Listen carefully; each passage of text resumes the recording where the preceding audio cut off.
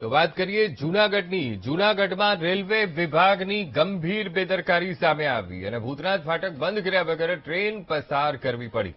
Technical ખામી ઉભી થતા ફાટક બંધ જ ન થયું. ટ્રેન આવી ગઈ હોવા છતાં ફાટક પર વાહન વ્યવહાર ચાલુ રહ્યો હતો અને વાહનોની અવરજવર અટકે તે માટે ટ્રેનને રોકવી પડી હતી. ટ્રેન પસાર થઈ ગયા પછી ફાટકનું રિપેરિંગ કરાયું. તો સદનસીબે ઘટનામાં અકસ્માત ટળ્યો છે.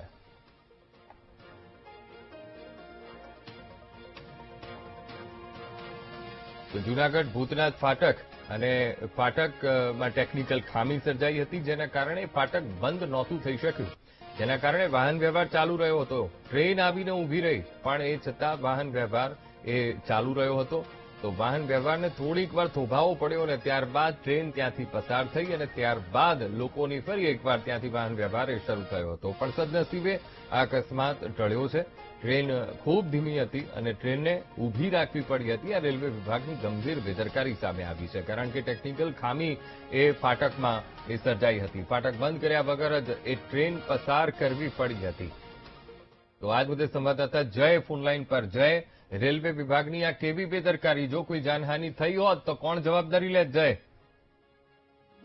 જીંકુલ, ખાસ કરીને જણાવ્યો કે આજે સવારે 6:30 વાગ્યાની આ ઘટના છે. રેલવે વિભાગનું જે ફાટક આવેલું છે, જે ભૂતનાથ મહાદેવ નજીક આ ફાટક આવેલું છે, ત્યાં આજે ઓચિંતો ફાટક બંધ ન થયું અને ટ્રેન પાસે પહોંચી ગઈ. ત્યારબાદ જે રેલવે કર્મચારીઓ દ્વારા હતું, આ જે રેલવેની જે બેદરકારી હતી તે સામે આવી છે. કેમ કે જે રેલવેની જે ખામી સર્જાઈ હતી, ત્યારે આ અનેક વખત આવી ખામી સર્જાતી હોય તેવું પણ સૂત્રોમાંથી જાણવા મળ્યું છે. ત્યારે આજે ટેકનિકલ ખામી સર્જાતા ફાટક બંધ ન થયું હતું અને શહેરમાંથી જે મધ્યમાંથી પસાર થતી આ રેલવે લાઇન જે છે, ત્યારે આજે આ ફાટક બંધ ન થવાના કારણે ધીમી ગતિ આ રેલવે પસાર કરવામાં આવી હતી. જી, અને સદનસીબે કોઈ જાનહાનિ ન સર્જાઈ હતી. જી બિલકુલ જય, સમગ્ર માહિતી સાથે જોડાવા બદલ આપનો આભાર.